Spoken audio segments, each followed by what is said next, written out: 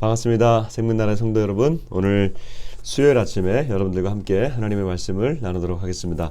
오늘 말씀은 조금 짧습니다. 디모데전서 4장 11절에서 16절 말씀입니다. 너는 이것들을 명하고 가르치라. 누구든지 내 연소함을 업신여기지 못하게 하고 오직 말과 행실과 사랑과 믿음과 정절에 있어서 믿는 자에게 본이 되어 내가 이를 때까지 읽는 것과 권하는 것과 가르치는 일에 전념하라. 내 속에 있는 은사 곧 장로회에서 안수받을 때에 예언을 통하여 받은 것을 가볍게 여기지 말며 모든 일에 전심전력하여 너의 성숙함을 모든 사람에게 나타나게 하라. 네가 네 자신과 가르침을 살펴 이 일을 계속하라. 이것을 행함으로써 네 자신과 네게 듣는 자를 구원하리라. 아멘. 디모데에게 보내는 편지는 아버지가 아들에게 보내는 편지와 같습니다. 이것을 굳이 우리가 예수님의 말씀과 동등한 것으로 볼 수는 없지만 성도들의 구체적인 삶의 영역 그리고 교회가 세워져가는 구체적인 모습들 이런 모습들은 바울의 이 편지에서 잘 나타날 수가 있고 우리가 많은 도움을 받을 수가 있습니다. 성경은 하나님의 주신 말씀이기 때문에 이 말씀을 우리가 잘 받으면 교훈이 되는 것이죠. 그리고 또 삶에 큰 유익이 됩니다. 예수님께서 교회는 이러이러해야 된다. 그리고 이런 상황에서는 어떻게 사람을 세우고 이런 조직을 세우고 이런 얘기를 하지 않으셨어요. 그냥 교회는 당신이 사시는 몸이다. 당신의 몸을 들여서 세우시는 교회라고 말씀하셨고 그리고 올라가셨지. 이 땅에서 교회를 세워가는 사람들의 구체적인 삶의 구체적인 행동들 그리고 성도들의 현장에서 각자가 만나는 그 문제들 그런 문제들은 이 바울이나 아니면 예수님의 제자들의 초대 교회에서 이런 모습을 볼 수가 있습니다. 오늘 이 말씀은 한 사람을 세워가는 한 사역자를 세워가는 그런 주님의 귀한 말씀이에요. 바울의 귀한 말씀이에요. 바울에게 디모데는 누구였느냐? 아들과 같다 그랬습니다. 바울은 결혼하지 않은 사람이었죠. 그런데 어떻게 그에게 아들이 있을까? 이 아들은 영적인 아들입니다. 바울이 세 번의 그 전도 여행을 떠나는데 두 번째 그가 루스드라라고 하는 곳에 가서 머물면서 이 디모데를 만나게 되는데 디모데는 매우 어린 아이였습니다. 그런데 이 디모데에게 어머니가 유니게가 되고 그의 할머니가 로이스가 됩니다. 그래서 이 유대인의 그 피를 받은 섞인 아빠는 아마 유대인이 아니었던 것 같아요. 그래서 피가 섞였지만 유대인들은 엄마가 유대인이면 그 모계를 따라서 쭉 엄마를 따라서 유대인이 됩니다. 그래서 디모데도 유대인으로 이제 되는 거죠. 그러니까 이방인이면서 또 유대인이 된 독특한 그런 유대인이죠. 그를 바울이 발견하게 되고 아들로 삼습니다. 양아들이 아니라 정말 이 영적인 아들로 삼아서 바울은 디모데에게 편지를 보낼 때마다 디모데 참 내 아들아 믿음 안에서 사랑하는 내 아들아 내가 너를 권한다 이런 말을 계속해서 쓰고 있죠.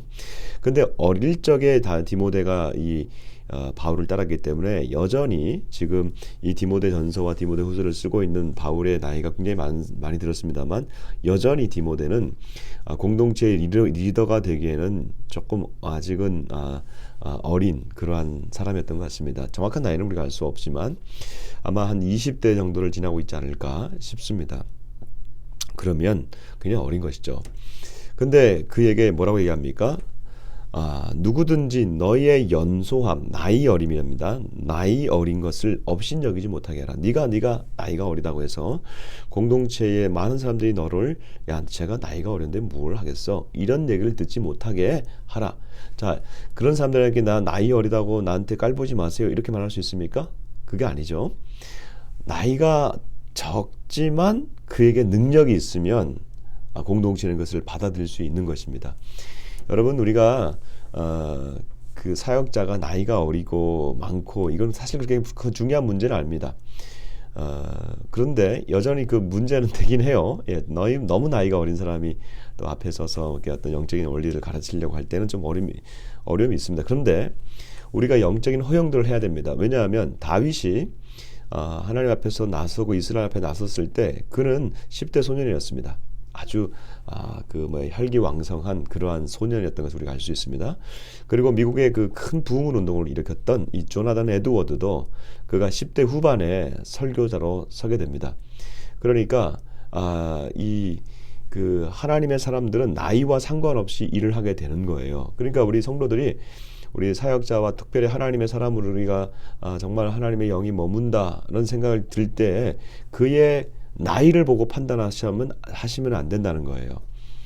저도 이제 사역을 하면서 제가 이제 20대 후반부터 이제 이 사역에도 들어섰는데 제 그 스스로 이렇게 위축되는 게 있어요. 한국 사회에서 나이가 굉장히 중요하잖아요.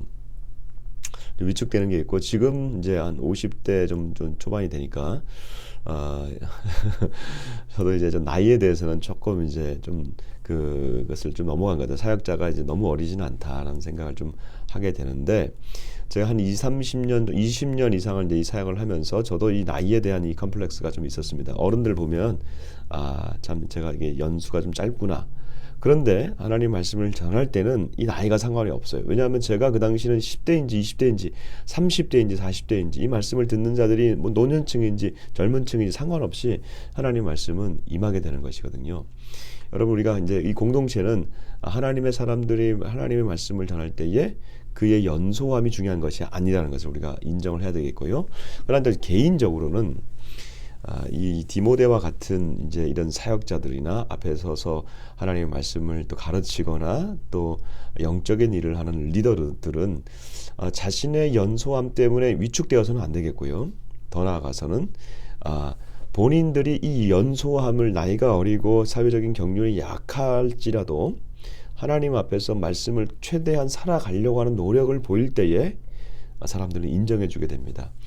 갑자기 내가 무슨 사역자이기 때문에 무슨 지위를 얻었기 때문에 그 사람을 인정해 주는 것은 오래 못 갑니다. 여기 보면 디모데야 너는 말과 행실과 사랑과 믿음과 정절에 있어서 믿는 자에게 본이 되라 라고 말하고 있습니다. 본이 돼야 되는 것이죠. 그대로 따라가야 되는 것이죠. 그래서 너의 성숙함을 모든 사람에게 나타나게 하라. 그러면 너의 권위가 인정될 것이다. 자연스럽게 인정될 것이다.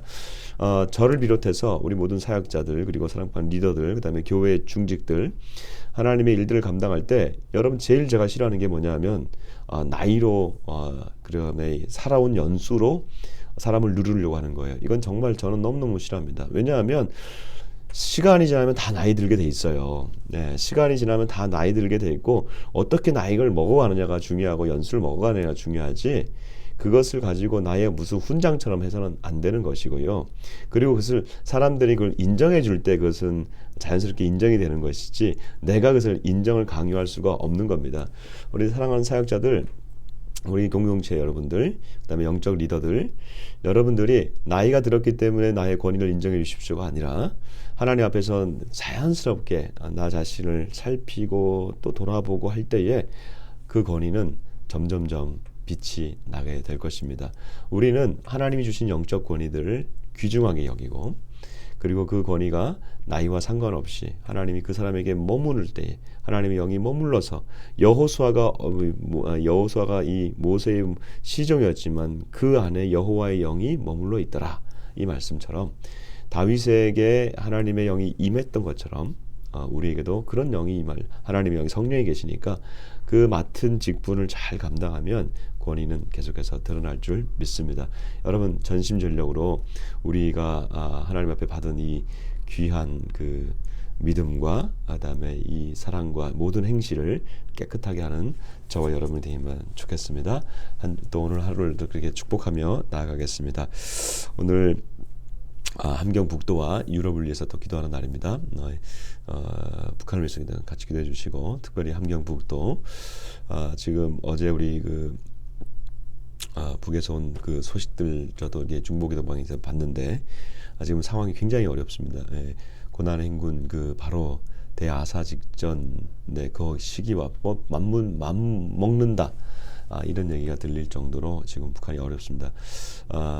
이 북한 이 어려움을 이 민족의 어려움을 하나님 해결해 주시고 주께서 또 잘 풀어달라고 기도했으면 좋겠고요. 그다음에 유럽을 위해서도 기도하십시다. 유럽이 지금 그 꽁꽁 묶였습니다. 이번에 유럽을 보면서 제가 느끼는 게 뭐냐면 하나님이 한 시대를 통해서 유럽을 사용하셨어요. 로마로 기독교가 전파되고 난 다음에 313년부터 지난 20세기까지 유럽을 사용하셨어요.